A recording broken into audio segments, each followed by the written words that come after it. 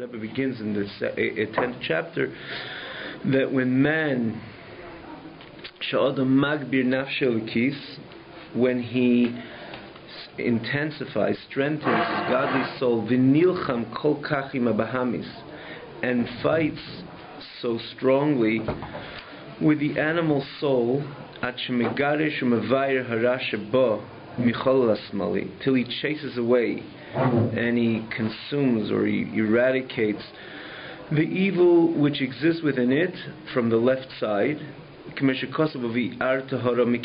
it says a pasuk in the Torah that you should eradicate the evil from your midst, and in this case he is completely the individual with his determination is completely or triumphs to a great extent that he gets rid of all evil. And if you note over here, you see Michal Hasmali, that was the position of the animal soul. It's in the left side of the heart, where there's a concentration of blood. Again, we elaborated on this in the previous chapter. And he gets rid of it to the extent that he eradicates the evil within his midst, based on the pasuk. So apparently, it seems like he's a great guy over here, doing a great job. Let's call him the tzaddik. And Dr. Rabbi says, yes, he is a called tzaddik. Yet, he's called a tzaddik she'eina gomor. He's called an incomplete tzaddik. Why? Because ve'ein haram nepach l'teiv mamash. The evil was not completely transformed to something, to positive energy. And hence, therefore, he's called tzaddik she'eina gomor, a tzaddik which is incomplete tzaddik, v'tzaddik v'raloi, and he's a tzaddik v'raloi means that based on the explanation on the very first chapter of the Gemara in Brachas, in the tractate Brachas, and the Gemara deals with different levels, these 5 different levels, the 2 levels of the Rasha v'tovlo, Rasha v'ralei, tzaddik v'tovlo, tzaddik v'ralei, and then it says ubeinani, and the beinani, the one in the middle, and there the Gemara translates it. Or let's look at the simple meaning of the simple translation of the Gemara. The simple meaning of the Gemara is that there is individuals, tzaddikim rather, that they have a good life in this physical world. There's the tzaddik which has a difficult life in this physical world. That's the literal meaning of tzaddik v'toiv loi, tzaddik v'ralei. He's a tzaddik v'toiv loi. He's experiencing good. Tzaddik v'ralei is a tzaddik which doesn't experience pleasantness in this world. And the Gemara says why, and then conversely the Rasha, there's the Rasha which v'toiv loi, which we many times so identify with, that the Rasha, things are good for him in this world, and as the Rasha v'ralei, things are not good for him in this world, and then Beta needs someone in between. So the Gemara says that the reason why the tzaddik v'toiv loi, the tzaddik and he's experiencing good in this world, is because the tzaddik gomer is a complete tzaddik. The tzaddik which doesn't experience toiv, good in this world, pleasantness in this world, is because the tzaddik she'eina gomer is an incomplete tzaddik. Meaning, and again, we spoke about this in length in the first chapter, the whole point of punishment of person experiencing negative experiences, maybe in this world or the world to come, there's something on the overall which has to be cleansed, and no one should ever dare say they understand perfectly the system, how it works. So we're going to talk about it conceptually, because we our knowledge is probably nil, exactly understand how Hashem judges the world or individuals, etc. But we're going to again talk about this conceptually. Every retribution is ultimately a cleansing. It cleanses the certain stains of the neshama which has been accumulated over the years, or the person's investment in things which he should have not invested in. Again, call it sin or any type of misconduct. The point of any retribution, punishment, is there to cleanse in that. So when you see a tzaddik, Gemara says, you see a tzaddik v'tevla, that he has good in this world, it means it's a tzaddik gomer, is a complete tzaddik. Because for a tzaddik, the true schar, the true reward is not in this world. He understands that in the world to come, the reward is infinitely greater than this world. and Hashem has it all. If Hashem has decided to give a tzaddik, or decides to give a tzaddik his reward, certainly is going to give the reward. He has the reward shamor, it's guarded for the tzaddik in the world to come. So when you see a tzaddik additional to his reward, which is guarded for him in the world to come, which he can await from the world to come, he sees he has a pleasant time in this world. The Gemara says he's a complete tzaddik. There's nothing to cleanse him. There's nothing, no retribution for him. There's no point of doing that he should experience anything negative, because it's a complete tzaddik. That's what the Gemara says. When you see a tzaddik v'rala, you see that he's having difficulties. The taiv, in other words, that reward, the ultimate reward, is waiting for him in the world to come, and the Eibishter is just taking away, washing his neshama, cleansing his neshama in this world, which we know that, and just like it's on the positive side, it's infinitely greater in the world to come. Similarly, in the negative side, that is, it says many svarim that a person suffers in this world, it is infinitely less the pain, again, of suffering in this world, the world to come.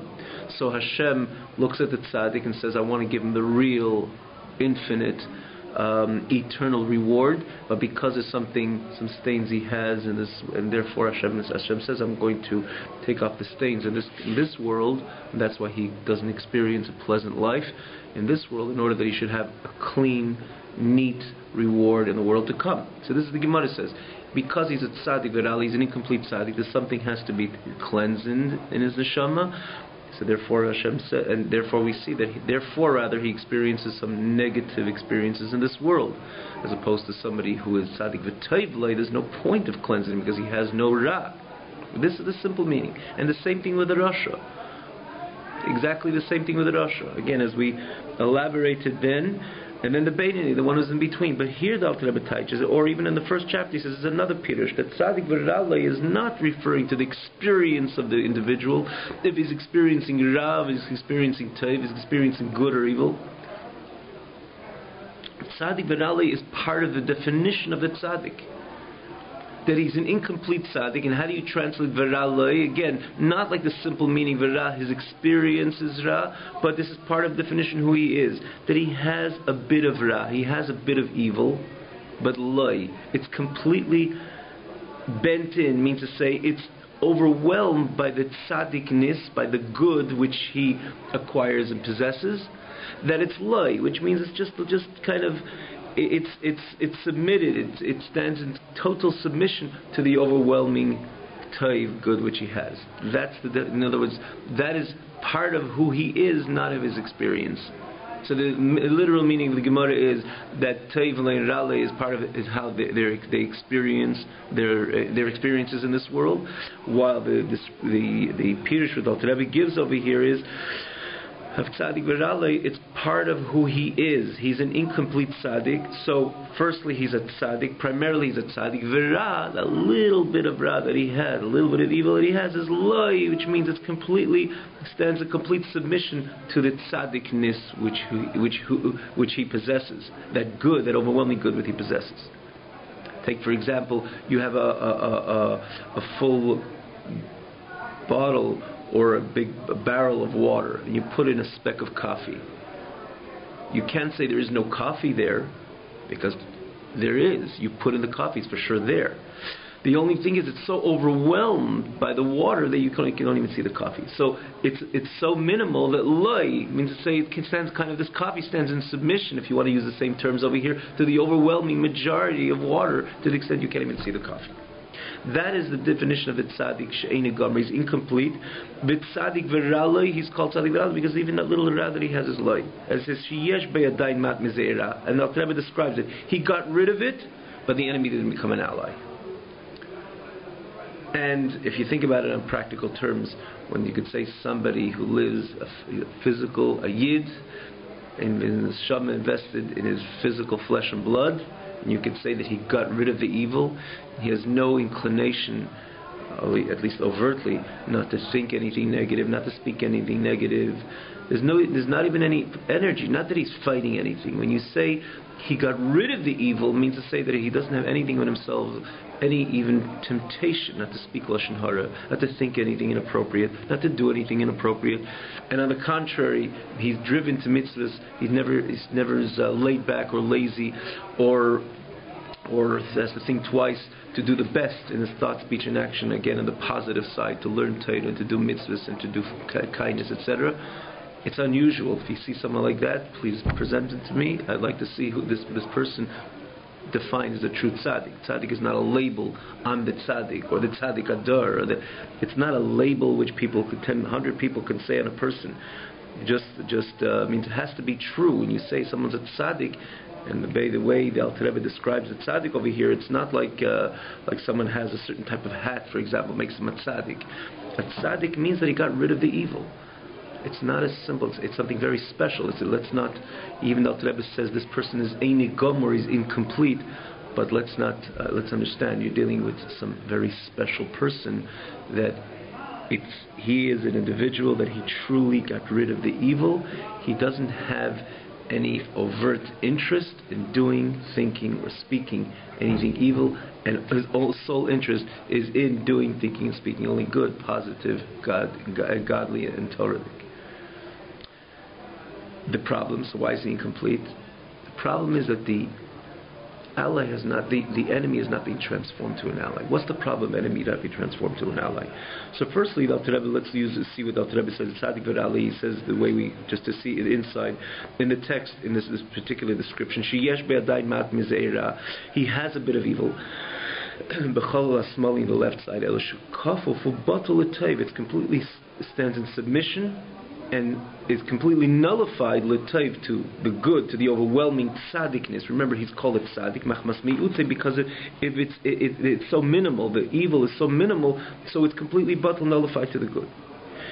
Therefore it appears to him, it seems like to him he chased away the evil, and the evil has gone kuli legamre. It appears on the surface, like we said before. If you put a speck of coffee in a barrel or even a bottle of water, you don't see the coffee, and you take an innocent person and say, what's in this barrel or what's in this bottle? He's going to say only water, because the speck of, or this bit of coffee is so nullified to the water, you don't even notice the coffee. Similarly, it appears maybe even to others and even to the person himself, he feels he got rid of this evil completely. Now maybe he did. Who says he didn't?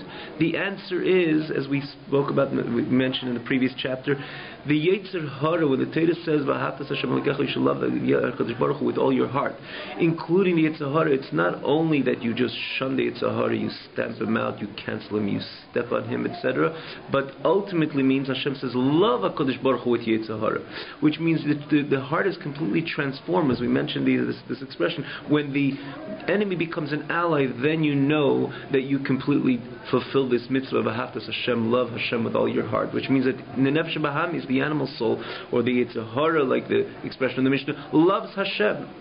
So when you shun the Yetzer Hara, you cancel it, you eradicate it. In a sense, there's some energy still there. The fact that there's some energy within you that exists but does not love Hashem, we must say there's something in its core, in its essence, still remained. And if it remained, not necessarily it's going to pop up and it's going to kind of take control, because we're still dealing with a tzaddik, and it's a permanent term in this individual. He is and remains a tzaddik. The question is he completely clean, or everything about him is godly? The answer is no, because he did not transform the evil, as Alter Rebbe says it very clearly. And I mention this because it's not just something, use terms, shun it or transform it. The Alter Rebbe explained what the Nefesh Bahamis is. Ultimately, it's a source of energy. The question is what kind of warhead you put on it. It ultimately could be driven to understand and appreciate and perceive and appreciate and live and love godliness. And that is the ultimate mandate, and that is what the godly soul wants. So the idea of the enemy becoming a ally is part of the mandate of the yin in this world, ideally, conceptually.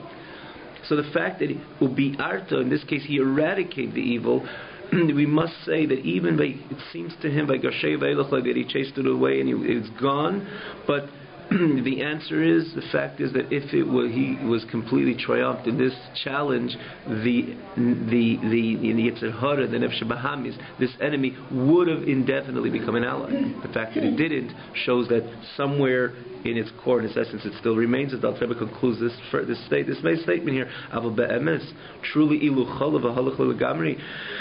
If it was completely gone, all the evil which exists within him, it would have been completely transformed to good. And because it was not transformed to good, so he's still classified as a tzaddik, but still varale tzaddik, she'eini gomer, incomplete tzaddik. Did you want to have something? No. Yeah, is it possible for ordinary people to aspire to that level? Of the tzaddik. Well, yeah, great question. Where you can really transform that. How does one go about it? Right. Good question. I must tell you, regrettably, there's going to be we will need a little bit patience. Patience, I would say, 1, 2, 3 chapters will clarify this question. So on the surface, I could go on and answer you, but the picture will become not only clear, but crystal clear in the next 3 chapters, another including this one, Yud Yud Aleph Yud Beis. And so I suggest we just play it out, and because we really have to find ourselves in the picture. Ultimately, can a regular average person become a tzaddik? And that's why I say, bring me the person. I want to see the person who he has his 2 feet on the ground, and he got rid of his evil. He has no evil at all. It's something that seems like unrealistic, right? We can understand someone who maintains some type of challenge. He's challenged with the evil. It means he has evil within him, even overt evil, to do, to think, to speak contrary to what Hashem wants, but he overcomes. In other words, he fights the battle that this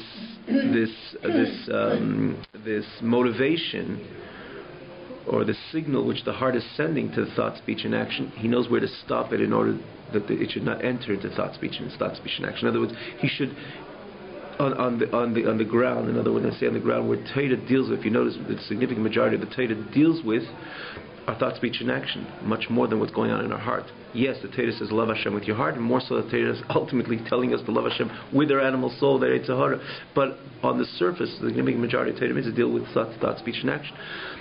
But over here, so there you could say you find many people who are in constant struggle, and much of the time, or majority of the time, maybe all the time, even all the time is something also something very special, that they're able to control the signal which comes from their heart, that an evil or negative signal which comes from the heart, in order to trigger their mind, their thought, their action, to speak, think, or do contrary to what Hashem wants, and to make sure that it remains clean. And it's similarly on the positive side, the heart says no, be laid back, don't be so excited about doing the mitzvah, or do it, even when you do it, don't be so excited doing it perfectly, and learning Torah and doing mitzvahs, but I'm going to overcome that. That's not the tzaddik, because then you cannot say that he eradicated the evil. Because this description, as special as it sounds, in the end of the day, there's a whole bubble of evil which is constantly bothering the person needs to overcome it. You know what I'm saying? This description which we just gave, as special as it sounds, and Dr. Rebbe is going to really point out, really that is our mandate, that we should not think that our primary job is to conquer the heart. In other words, that our heart should start loving Hashem. We would be realistic. This is our ultimate mandate. But to say someone's going to start as Avodas Hashem, he's going to say, I really want to become an Oved Hashem, someone who serves God, and my heart is definitely there's bubbling in a different direction, and I'm going to say, no, really, I only love you, Hashem. He's kind of lying to himself. We all know it, that we have our challenges, not only on hourly basis, many times on minutely basis, secondly basis, maybe millisecondly basis. We walk in the street to keep a pure mind and thought and speech and action is something that we're all challenged. The fact that we're challenged, why are we challenged? By definition, when we say challenged, means there's something bubbling within our heart to say, look or do or think something opposite when the Torah tells us to, and we have to overcome. So that's very far from the tzaddik. It's a great picture, and this is ultimately the way we begin. Again, this is all going to unfold, and we're going to need to find ourselves, not a need to find. Al Rebbe is telling us, for that matter, he called the Sefer Shel Beinanim, the Sefer of the intermediate, means to say that initially we have to know that we cannot jump or not to believe or not to kid ourselves that we're going to start Avodas Hashem. I'm becoming the tzaddik. I'm going to cancel the whole natural me. It's just unrealistic. I mean, if unrealistic, not only because we're going to learn how unrealistic. Let's face it. Our mandate is to be a Beinoni. We're going to see how that works also. The Torah says ultimately be a tzaddik. How can we say be a Beinoni? But let's understand who the Beinoni is. He's a very special person. That somebody, the Rabbi even says later, I don't want to jump the gutter over here, someone never sinned and never will sin. He's someone completely pure of sin, but he's not the tzaddik. He's far from the tzaddik. The fact that he's constantly overcoming this desire, his negative desires, that shows that he still has negative desires. So he's not the tzaddik. As he's below the imperfect tzaddik. He's below the imperfect tzaddik. Absolutely, yes. So what the healthy thing is, Al Rebbe gives the introduction of the tzaddik v'tovle and tzaddik v'rali, and conversely the rasha v'tevel rasha v'rali. In the next perek gives the clarification to the subsequent perek, which you're going to see, which begins b'habeinani, and Al Rebbe spends 3 full chapters describing the Beinani in 12, 13, and 14, and explains us again. This is a realistic, honest steps in our Avodas Hashem to understand that when we begin our Avodas Hashem, we have to try to be the Beinani, and again, the Beinani itself, that Rebbe described as someone who never transgressed. So what's the difference on the surface of him and the tzaddik? The tzaddik doesn't even have the interest to transgress. The Rebbe says over here, he eradicated the evil. It means to say, if someone eradicated the evil, he walks in the street, he has no evil within him to say, look there, hear that, think that, because he got rid of the evil. That means he eradicated it. So therefore, if we're only realistic with ourselves, we realize that in a sense we dare take the term tzaddik or place it on this, or at least initially in our initial Avodas Hashem, or even way into our Avodas Hashem, understand the term tzaddik is something extremely special, and if we're only honest with ourselves, I don't think the average person would ever think or to convince himself that he's even close to be called a tzaddik, because a tzaddik means someone who eradicated the evil. And again, on practical terms, means one has no evil. It's like an angel in a sense, right? An angel has no Yetzer Hara. He has no Yetzer Hara. He's not inclined. He has no struggles. An angel has no struggles to serve Hashem. He has no struggles to tell himself, no, I'm not going to do that because that's an Aveda. These are struggles, again, that don't come once in once a year. They can come once in a millisecond if we're only honest with ourselves. In the 24 hours, how many challenges we have in order to be aligned with Ratzon Hashem, because there are signals within us that are telling us, do not, or do chas v'shalom the opposite. Yes, we can overcome them and control ourselves, but that's not the tzaddik which completely eradicated his evil. The pasuk says of Yirat Tahara. The question is now, why isn't he a tzaddik gomer? He eradicated the evil because ideally eradicating the evil is ve'ahavtas Hashem lekecha, that the enemy becomes a complete ally and loves Hashem. In this case, he shunned it, he crushed it, he got rid of it, and it is not transformed. So a tzaddik he is, but a tzaddik gomer he's not. Okay? Now the Alter Rebbe is going to say, go back to the Tzaddik Gomer. Tzaddik Gomer, which is the second level, or rather the first, but Alter Rebbe it clarifies the Tzaddik Gomer based on what he explained about the Tzaddik, incomplete Tzaddik. Tzaddik Gomer, the evil is not, again, crushed or eradicated, it's completely transformed to good. Therefore it's called Tzaddik V'Toivloi, that it's all about good. And how is it good? Like we said, that he takes away the garments, and we use the expression the war caps, because we mentioned that the Nefesh Bahamis is a bubble of energy, and all depends where you're going to guide it to, what kind of garments you're going to allow on this energy, we use the word missile and a warhead, right? On this enormous energy, what kind of garments are you going to place? If you're going to leave any negative garments, it's definitely going to be inclined to things which are negative. The Tzaddik Gomer removed all those unclean, let's use the expression, unclean garments. In other words, it removed the unclean warhead from this energy. So if we removed it, what is the energy? The energy is right now channeled and guided to love Hashem. That is, i.e., the Nefesh Bahamis is loving Hashem, Beit Zahar is loving Hashem. So it means he got completely rid of the unclean garments, Mehara, which again is associated with evil. Dahainu, the Tzadik Lima Ismail Betanug Elam Hazeh. He's disgusted with worldly pleasures, and Alter Rebbe makes it clearly, to derive pleasure, again, in humanly pleasures, but to fulfill the temptation, the lust and temptation of the body, not for the service of Hashem. It doesn't mean the tzaddik is biting into stones instead of an apple, but everything that the tzaddik does, he finds he always looks for, and it's really not only looks for it, but it's part and parcel of who he is, that everything has a godly purpose. When it comes to worldly pleasures, for the sake of worldly pleasure, not for the sake of solely for the sake of worldly pleasure, the tzaddik not only stays away from it, but he's abhorred from it. He's disgusted with it. That is the definition of love to Hashem. That is the definition that the Nefesh Bahamis Yitzhahar is loving Hashem. You cannot, by definition, love one thing and its opposite, and the antithesis to it. If it's God, it's God. If it's anything antithetical to God, you cannot. Someone could do something two opposite actions or two opposite steps, but he cannot love something. You cannot love something which is opposite than this. In this case, for example, you cannot love God and something which is antithesis to God. But what if they're allowable pleasures of this world? Okay. Made those pleasures. Very good.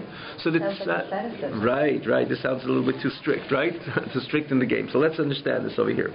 Okay, let's understand this over here. First, let's find the words of the Alter Rebbe. The words of the Alter Rebbe says. Okay, so let me just say this we're coming from to try to get the flow over here. We understand that one can do something, right? I could make sure that to stay clean with one hand and put my hand into something which is opposite, and clean something which is dirty, muddy, and so on. Because action, it doesn't mean anything. I mean, so many times the external reflects the internal, but it's still possible because ultimately it's external actions. When you're dealing with love, right? You cannot love two teams, or you cannot be driven. Your heart cannot be driven to things which are opposite. It can't, because if it's true love, it's genuine love to God, you cannot have that same genuine love to something which is opposite. It is ungodly. Not only not godly, but something ungodly, which is complete total opposite. In a war, you want one. Usually, the average person, especially his country, he cannot be driven that his team should win or his country should win, and the same drive that his country should lose, that the other country should. Because if you have your heart and soul in the matter, you cannot have your heart and soul in two opposite areas. It's impossible. Okay? So when you're dealing with somebody who loves Hashem indefinitely, with absolute love, so he cannot have any drive or any love to something which is antithetical to godliness. Now, what is antithetical to godliness? Come to your question over here. Is, if you notice, the Alter Rebbe doesn't say, and that's why I said the tzaddik doesn't look to chew on dry grass as opposed to a very clean, normal-looking apple, which answers your question as well. The tzaddik doesn't look to chew on dry grass because that's going to satisfy his body, and as opposed to a good apple. That's not the normal tzaddik. In this case, if you look clearly at the words of the Alter Rebbe, he says that for this, because ultimately when a tzaddik eats an apple, or maybe the way we should all see an apple, every apple has a certain taste. But how does a yid eat an apple? That apple is going to break my hunger. Or let's say in the context of Avodas Hashem, I want to learn some Gemara, I want to learn some Tanya, I want to learn some Halacha. I'm hungry, so I'm going to take the apple, it's going to satisfy me. I'm calm, so I'm going to open up for the next 15 minutes and learn Halacha, as an example, right? So when you ate the apple, there's a godly purpose in that apple, and here so it's not that you're negating the taste of the apple. The Alter Rebbe says, look at the expression. Bilvad means solely for the pleasures of man. Solely for the pleasures of man means it's completely devoid of any purpose or any purpose or objective and goal. That means solely for the pleasure of man. There's people who pleasure for the sake of pleasure is definitely ungodly. I love the apple without any purpose. Ideally, you don't have a purpose in life. Even if you want to look at it from the secular point of view, I took a break from my work, my intense meeting, which is going to make me a lot of money the next half a day. I took an apple to eat it. The average person could appreciate the apple, but his mind is not only on the taste of the apple, because then that's pure expression of animal, if you will. You look at the animal, he likes something what he eats without a purpose, right? Is it particularly bad? There's no alliance with with godliness.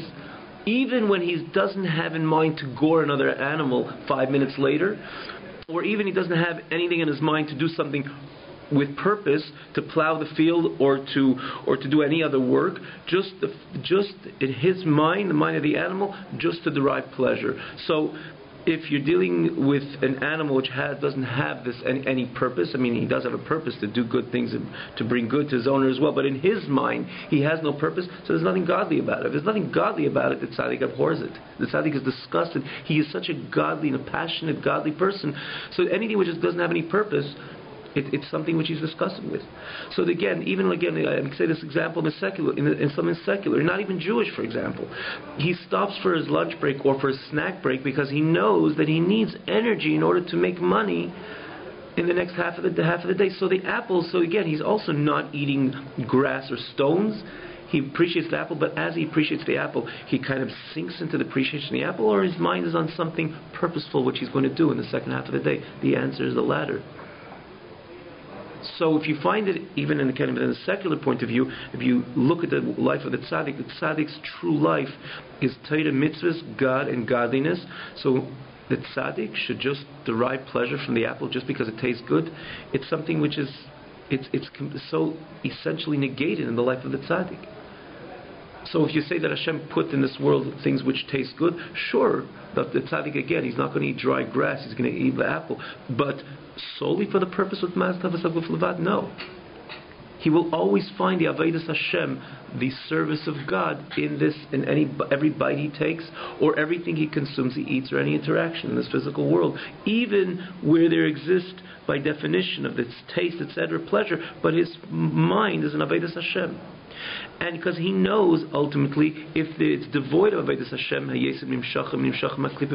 like we said, where does the animal soul come from? Even the neutral klipa, it's primarily and overwhelmingly klipa and sitra achra. In other words, its energy, it's tumah, impurity. So it's not the lower level of impurity. But if it's just for the sake of pleasure, and even for that matter, say even more than that, we said in the previous chapters, if someone does something without a godly purpose, yes, he even takes that apple and he could bring that apple down to the level of shalosh klipas hatzmeis, the lower level of impurity.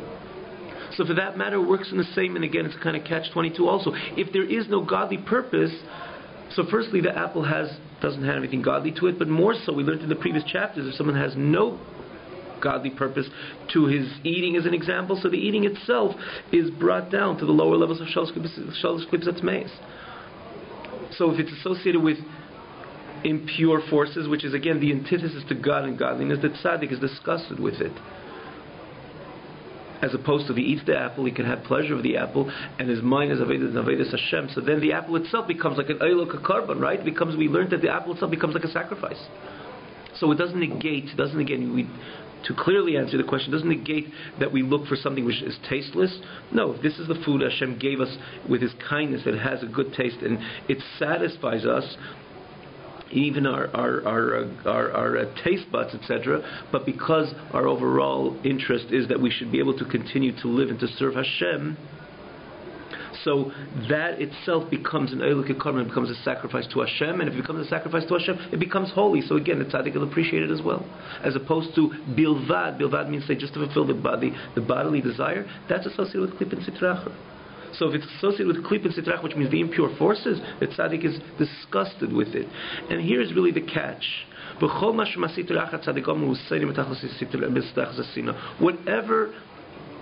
comes from the impure force, the tzaddik, the complete tzaddik, has a hatred to it, with the ultimate and maximum hatred.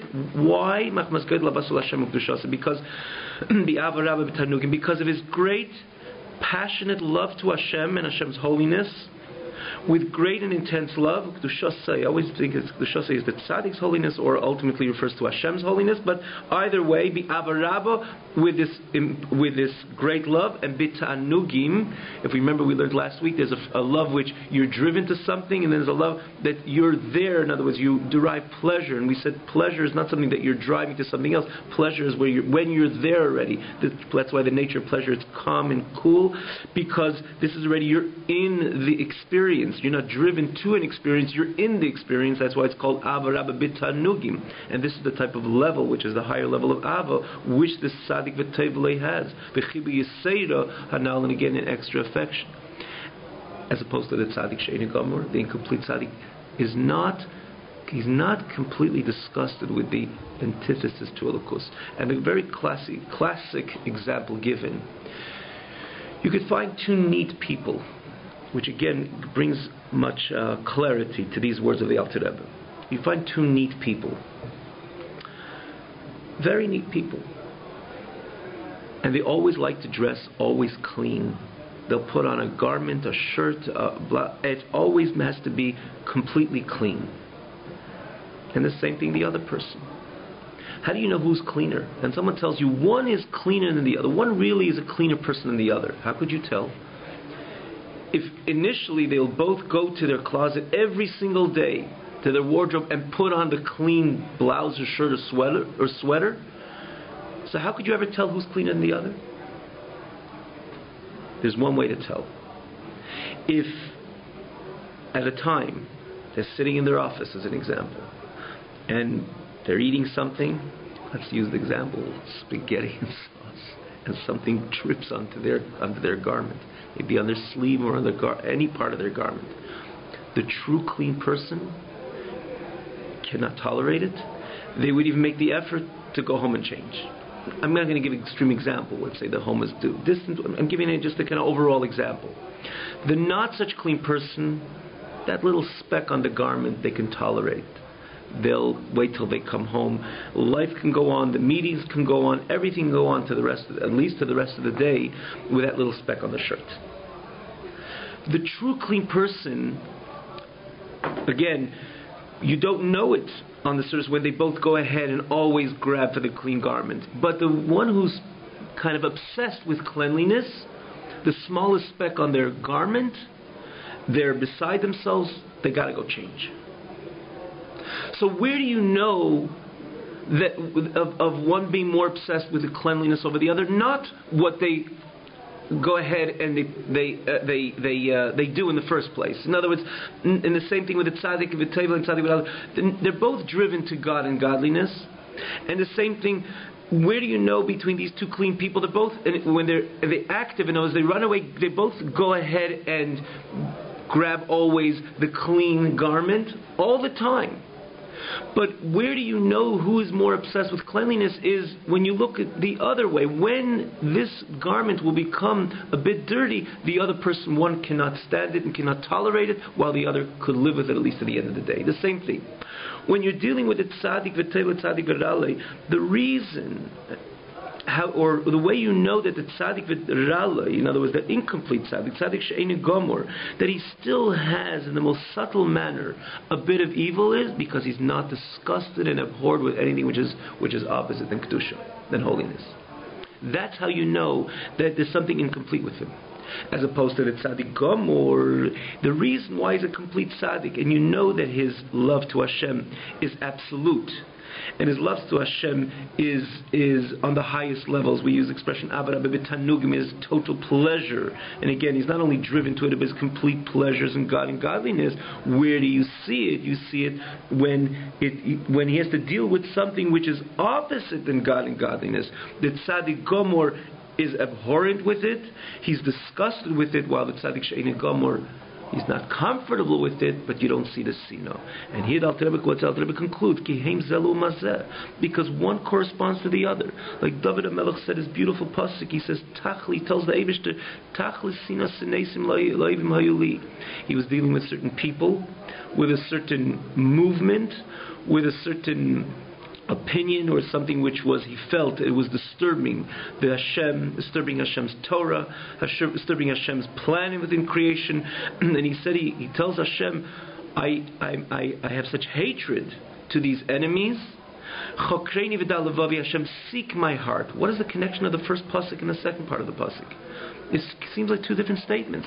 He's telling Hashem, Tachel sinas nesim, I have such hatred to those who oppose you. They hate not only myself, they hate the Torah, and they hate you, Hashem, and therefore I have ultimate hatred to them. And then he says, Hashem, seek and know my heart. But according to what we learned till now, this is the connection is so clear. Because David HaMelech was telling Hashem, seek my heart to know that my heart is completely, have a genuine love to you. How do you know, Hashem, that I have a genuine love to you? Anything which opposes you, as an opponent to you, Hashem, I have a complete hatred to. That's how you know, that's how you know that my love to you is genuine. According to the great and fervorous and passionate love the tzaddik has to Hashem, kach, and this works exactly in the same and the simultaneous with, or more so, not only simultaneous in time, but this is a direct expression of it. Kach in the same, based on his passionate love to Hashem.